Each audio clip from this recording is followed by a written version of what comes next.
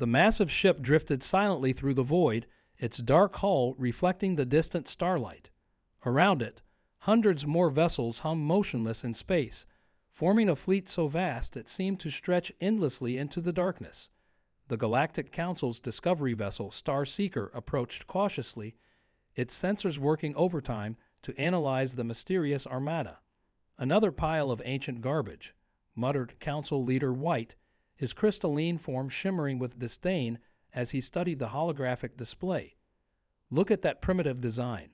Those ships must be at least 50,000 years old." The council chamber aboard the Star Seeker was filled with representatives from the most advanced species in known space. They had gathered for what they thought would be a routine survey mission, but instead found themselves face to face with the largest derelict fleet ever discovered. James Miller, the human representative, stood quietly at the back of the chamber. His weathered face revealed nothing, but his eyes never left the massive ships displayed on the screen. While the other council members laughed and joked about the primitive design, he noticed details they seemed to miss: the familiar angles, the practical layout, the efficient use of space. "The power readings make no sense," announced the chief engineer, his tentacles waving in confusion. "These ships are ancient, but their power cores are still active. They're running at minimal capacity, but they're running." "Impossible," declared Representative Green, his insectoid mandibles clicking rapidly. "No power system could last that long. Your instruments must be malfunctioning." Miller stepped forward, his voice calm but firm. "I recommend we send a research team to investigate further." The other council members turned to him, some with surprise, as if they'd forgotten the human was there. Leader White's crystalline body flickered with amusement. "The human thinks it can contribute to the investigation of advanced technology. Your species barely left its planet a century ago." "All the more reason to have a fresh perspective," Miller replied, keeping his face neutral. "I nominate Dr. Thomas Reed to lead the research team." The chamber erupted in protests. A human leading the investigation? Absurd. They can barely manage their own solar system. But Miller stood his ground, and according to council law, each member had the right to nominate research team leaders. After much grumbling and several failed attempts to change his mind, they agreed to let Dr. Reed join the team, though they insisted on placing him under the supervision of more qualified alien scientists. 3 days later, Dr. Reed arrived on the Star Seeker. He was a tall, lean man with sharp eyes and quick movements. The other scientists watched with poorly hidden amusement as he approached the first ship, his handheld scanner humming softly. "The hull composition is fascinating," Reed muttered, more to himself than his dismissive colleagues. "The metal alloy. It's unlike anything in our database, but something about the manufacturing technique seems familiar." As they moved deeper into the fleet, more mysteries emerged. The ships were enormous, easily dwarfing the largest vessels in the current galactic fleet. Despite their age, their hulls showed minimal damage from space debris. Whatever they were made of, it had weathered 50 millennia of space exposure with remarkable resilience. "Look at these access panels," Reed pointed out to his team. "The engineering is elegant in its simplicity. Every system can be reached and repaired with minimal effort. That's not primitive design. That's efficiency refined to an art form." The alien scientists ignored his observations, focusing instead on trying to access the ship's computer systems. But their most advanced decryption techniques couldn't breach even the basic security protocols. As the first day of investigation drew to a close, Reed noticed something that made his heart skip a beat. Near one of the airlocks, barely visible under centuries of space dust, was a symbol. He cleaned it carefully, revealing what looked like an ancient version of a manufacturing stamp. The text was worn and faded, but Reed could just make out a few letters that seemed strangely familiar. He kept this discovery to himself, knowing the others wouldn't believe him anyway. Not yet. Back in his quarters that night, Reed couldn't sleep. The pieces of the puzzle were starting to come together in his mind, forming a picture that seemed impossible. But if he was right, the galaxy was about to learn that humanity's history was far older and far more impressive than anyone had imagined. The ancient fleet hung silently in space, its secrets still locked away, waiting to be rediscovered by the descendants of those who had built it so long ago. The morning began with an unexpected discovery. Dr. Reed stood in the ancient ship's engine room, his flashlight beam revealing machinery that made his hands shake with excitement. Behind him, the alien scientists continued their useless attempts to interface with the ship's systems. "These engine designs," Reed muttered, running his hand along a massive power conduit. "They're just like the sketches in the old Earth archives." The head alien scientist, Dr. Blue, floated over on his gravity disk. "What are you babbling about, human? These systems are far too advanced for your kind to comprehend." Reed ignored the insult, focusing instead on the familiar patterns he saw everywhere. The way the power lines were arranged, the backup systems, even the maintenance access points, they all followed engineering principles that any human mechanic would understand. "Try a standard human power surge pattern," Reed suggested, watching the aliens fail again to activate the ship's systems.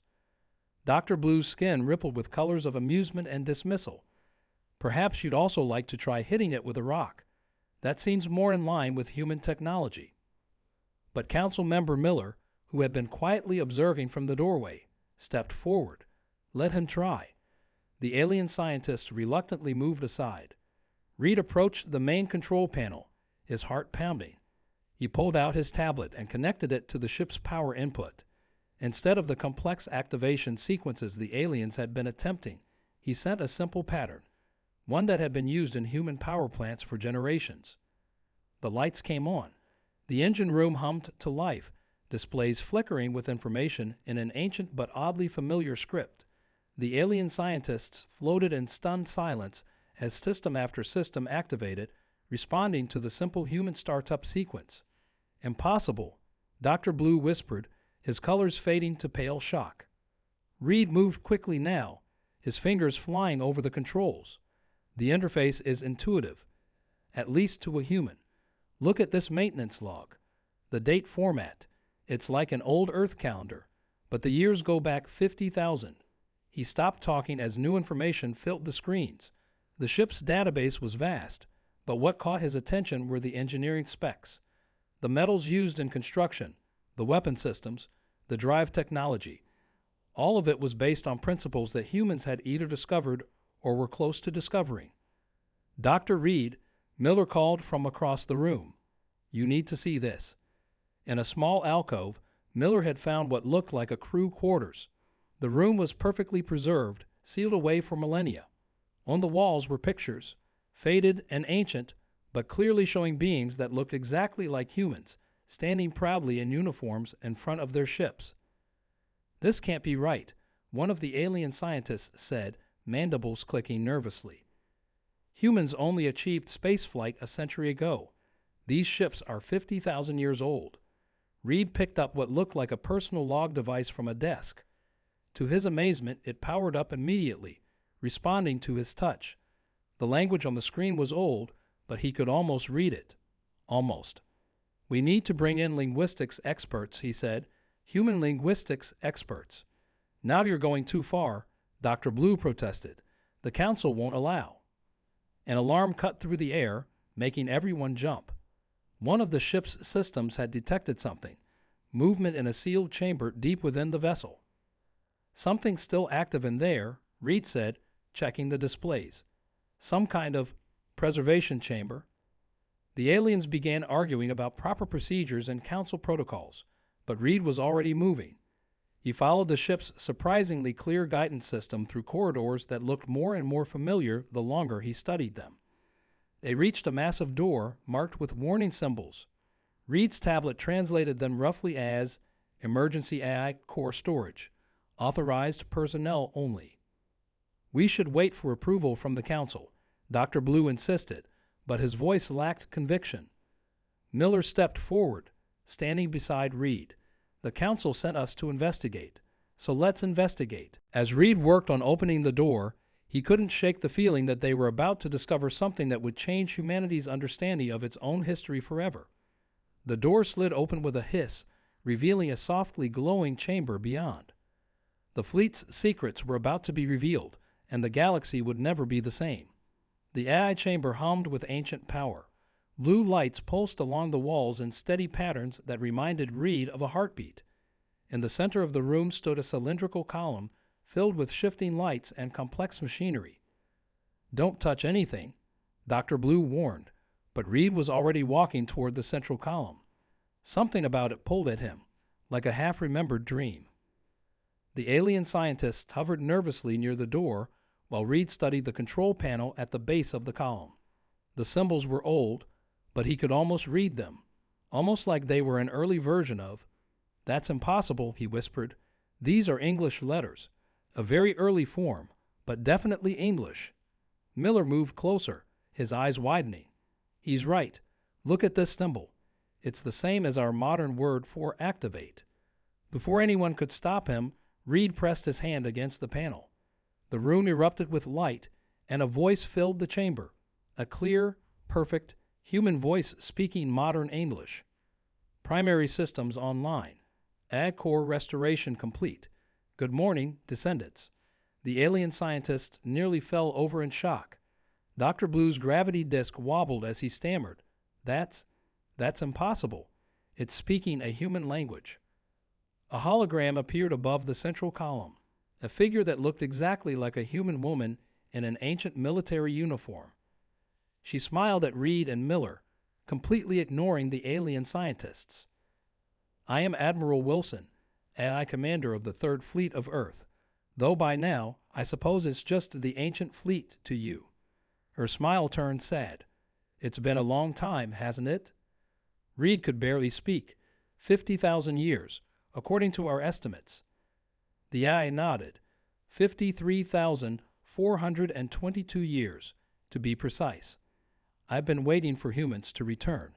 She turned to look at the alien scientists. "Though I see humanity has made some interesting friends in my absence." Dr. Blue floated forward, his professional dignity returning. "This must be some kind of trick. Humans were primitive beings 50,000 years ago. They lived in caves." "Actually," the AI said, "humans ruled the stars. We had the largest fleet, the most advanced technology, and the strongest empire in the known galaxy." Her expression grew serious. "Until they came." "They?" Reed asked. The eye waved her hand, and the room filled with holographic images of massive ships, darker and more terrifying than anything Reed had ever seen. "We called them the Devourers. They consumed entire worlds, stripped planets of all resources, and destroyed everything in their path." The holograms showed battles, enormous conflicts between the ancient human fleet and the dark ships. "We fought them for a century," the eye continued.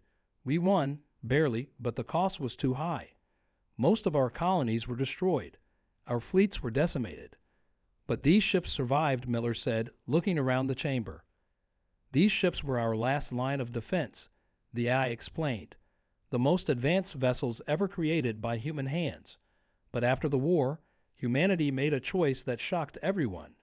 New holograms appeared, showing humans dismantling their remaining cities, storing away their technology. Our leaders saw how the war had affected younger species, how our battles had devastated whole sectors of space. They decided that humanity needed to start over, to give the galaxy time to heal. They went back to Earth," Reed whispered, understanding Donnie in his eyes. "Yes, they sealed away their technology, erased their records, and returned to their homeworld to begin again. They left us here, in standby mode, waiting for the day humanity would return to the stars." The eye's eyes locked with Reed's. "And now you have." Dr. Blue had been oddly quiet, his color shifting rapidly as he processed this information. But if this is true, why didn't we find any evidence of this ancient human civilization?" "Because we were very thorough," the AI said simply. "We didn't want our technology falling into the wrong hands while humanity rebuilt itself. The few artifacts we left behind were carefully chosen, meant to guide humans back to the stars naturally, in their own time." Suddenly, alarms began blaring throughout the ship. The eye's expression turned grave. "Speaking of the wrong hands, it seems we have a problem. Long-range sensors are detecting something entering this sector of space." She waved her hand, bringing up a new hologram. Reed felt his blood run cold. The ships approaching looked exactly like the Devourers from the historical images. It seems, the AI said grimly, that our old enemies have finally returned. The Star Seeker's emergency alarm echoed through every corridor.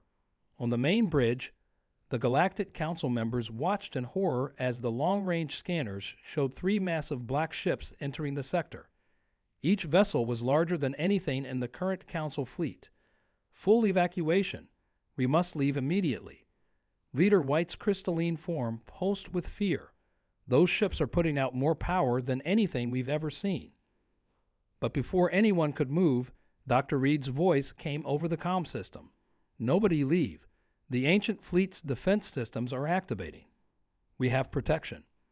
Around them, the dormant human ships began to power up. Lights flickered to life along their massive hulls, and weapon systems that had slept for 50,000 years awakened. This is madness, Dr. Blue shouted, his gravity disk wobbling as he paced.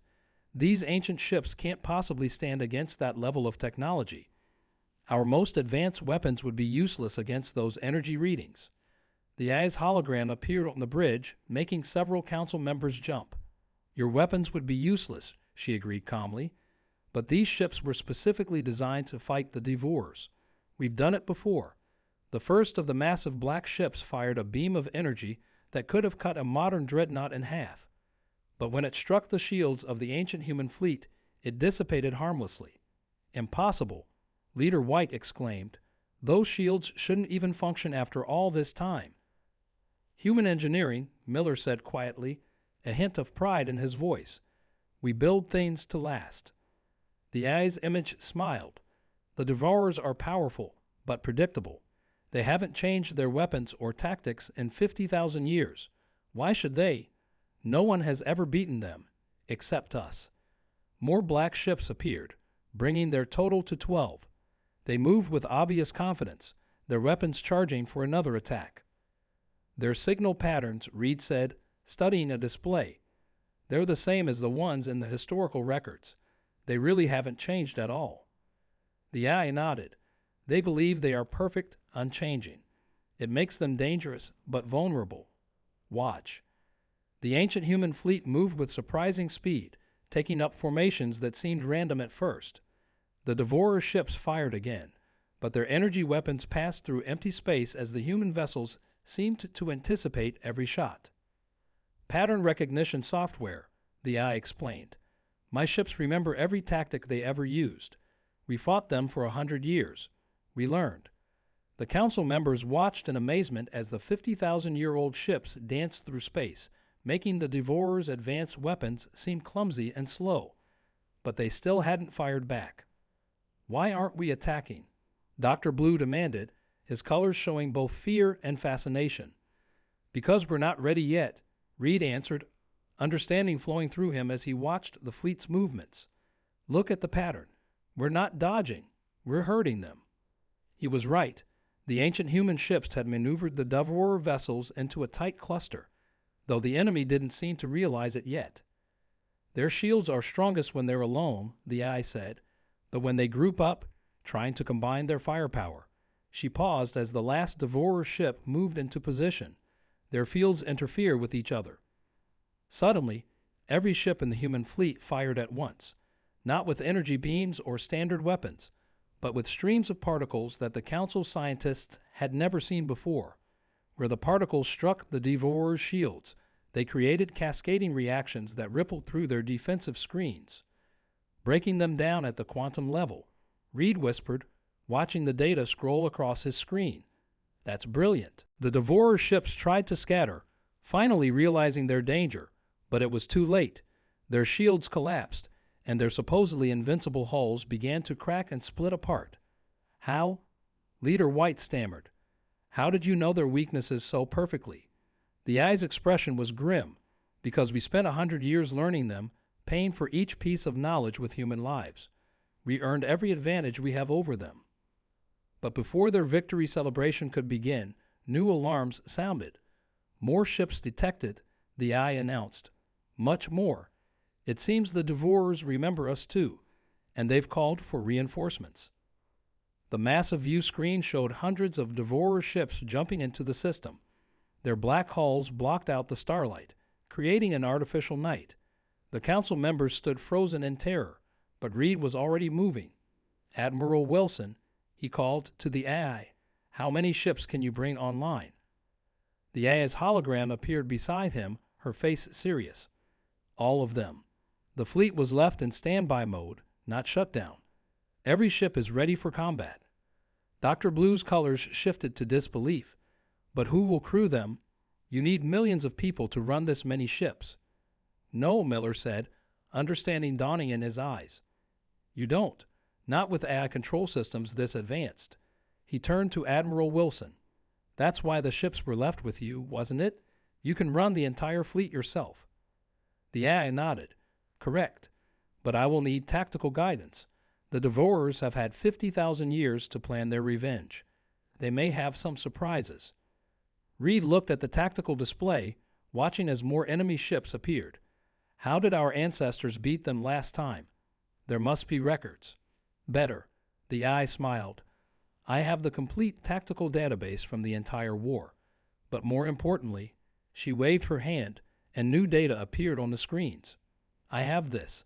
The display showed DNA patterns, brainwave analyses, and neural mapping data. Reed leaned closer, his eyes widening. "Are these human military commanders from the war?" Admiral Wilson confirmed. "The greatest tactical minds of their time. Their knowledge, experience, and instincts were preserved in my database. And you, Dr. Reed, share many of their neural patterns." Reed felt a chill run down his spine.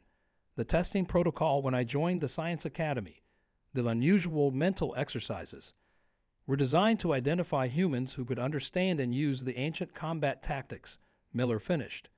"We've been preparing for this without even knowing it." The eye's expression turned urgent. "The Devourers will attack in 5 minutes. Their weapons are powered up beyond anything we saw in the last war. They're not taking chances this time." "Can we win?" Dr. Blue asked, his earlier skepticism forgotten. "Unknown," Admiral Wilson admitted. "But humanity didn't build these ships just to survive. We built them to protect." Reed straightened up, feeling the weight of 50,000 years of human history on his shoulders. "Show me the tactical controls." The AI gestured and holographic controls appeared around Reed. They were complex but somehow familiar, like remembering how to ride a bicycle. His hands moved almost by themselves, guided by instincts he didn't know he had. "The fleet is yours," Admiral Wilson said. "I'll handle the technical operations, but we need human intuition for strategy." The enemy fleet moved into attack formation. Their ships formed a massive sphere, learning from their earlier mistake of clustering too closely. "They remember the particle weapon," Reed noted. "But that's not the only trick these ships have, is it?" "Not even close," the eye smiled. "Humanity's greatest strength was never our technology. It was our ability to adapt. These ships have systems that even I haven't fully explored yet." Leader White stepped forward, his crystalline form glowing with determination. "The Council fleet may not be as powerful as these ancient ships, but we stand with humanity. All Council ships, battle formation." The modern ships moved into position alongside their ancient cousins. They looked tiny in comparison, but their presence made a statement. Humanity didn't stand alone this time. "Multiple weapons lock from the enemy fleet," Admiral Wilson reported. "They're targeting the Council ships first. They want to isolate us." Reed's hands flew over the controls, implementing a strategy that felt like it came from deep in his DNA. The ancient fleet moved in perfect coordination, taking up protective positions around the Council vessels. "My ancestors built these ships to protect," Reed said firmly. "So that's what we're going to do." "Admiral Wilson, power up the dimensional phase drives." "The what?" Dr. Blue exclaimed. The eye's smile turned fierce. "Oh, they're going to love this. Dimensional phase drives engaging.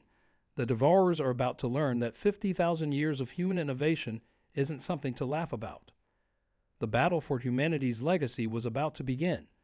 Space lit up like a newborn star as the Devourer fleet opened fire. Thousands of energy beams converged on the human fleet's position, powerful enough to vaporize a planet. But Reed was ready.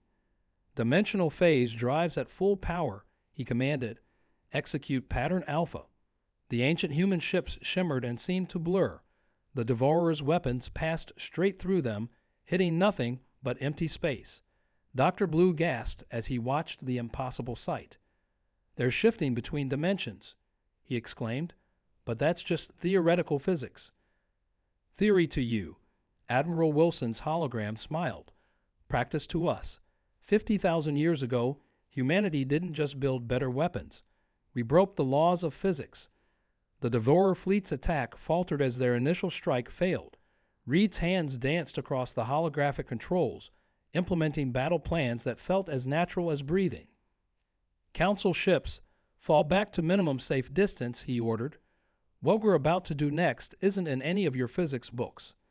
The ancient fleet split into 3 groups, moving with impossible speed and precision. Where the ships passed, space itself seemed to ripple and bend. "They're trying to surround us," Leader White warned, watching the enemy fleet's movement. "No," Reed smiled. "They're trying to run." He was right. The Devourer ships were attempting to retreat, but the ancient fleet had them trapped in a complex 3-dimensional net of distorted space. "They'd remember this strategy," Admiral Wilson noted, "from the final battle of the Old War, but they don't know about the improvements we made while waiting." Reed nodded. "Activate the quantum resonance fields." The space between the fleets began to glow with strange lights. The Devourer ships suddenly stopped, caught in an invisible web of forces. "What's happening to them?" Dr. Blue asked, his colors shifting rapidly with excitement. "Their quantum fields are being synchronized with ours," Reed explained, the knowledge flowing through him like remembered music.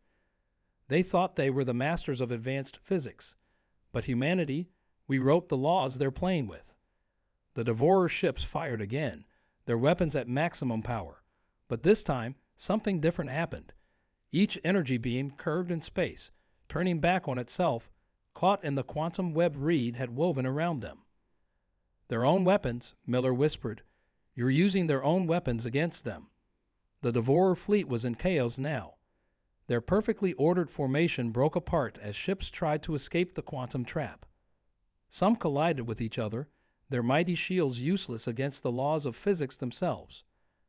"Final phase," Reed commanded. "Admiral Wilson, initiate the resonance cascade." The eye's hologram nodded grimly. "Cascade initiated. All ships, brace for dimensional shockwave." The space around the trapped Devourer ships began to fold in on itself. Their mighty vessels, which had terrorized the galaxy for tens of thousands of years, were being crushed by the very fabric of reality. "The laws of physics," Reed said quietly, watching the destruction, "are not suggestions. They're weapons, if you know how to use them." The Devourers made one last attempt to escape. Their remaining ships fired everything they had, unleashing enough energy to destroy a solar system. But the ancient human fleet stood firm. The quantum resonance fields caught every blast, every beam, every desperate attack, and turned them all back on the enemy. The Devourer's own power became their undoing. In a final flash of light that briefly outshone the local sun, the mighty Devourer fleet vanished. Where they had been, space itself smoothed out like ripples in a pond returning to stillness. The bridge of the Star Seeker was silent. The council members stared at the empty space where their greatest nightmare had been moments before. "By all the laws of physics," Dr. Blue whispered, "that should have been impossible." Reed turned to him with a slight smile.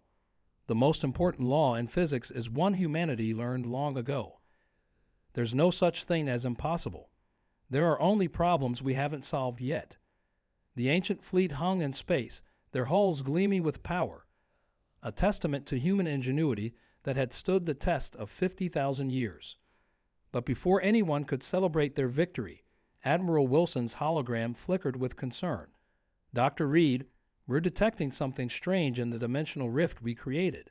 Something's coming through." The dimensional rift pulsed with swirling energy. Every sensor on both the ancient fleet and the council ships focused on the growing anomaly. Reed's hands hovered over the controls, ready for another fight. But what emerged from the rift wasn't another enemy fleet. It was a single ship, gleaming white and impossibly smooth, its design more advanced than even the ancient human vessels. "That's not a Devourer ship," Reed said quietly. Admiral Wilson's hologram smiled. "No, it's one of ours.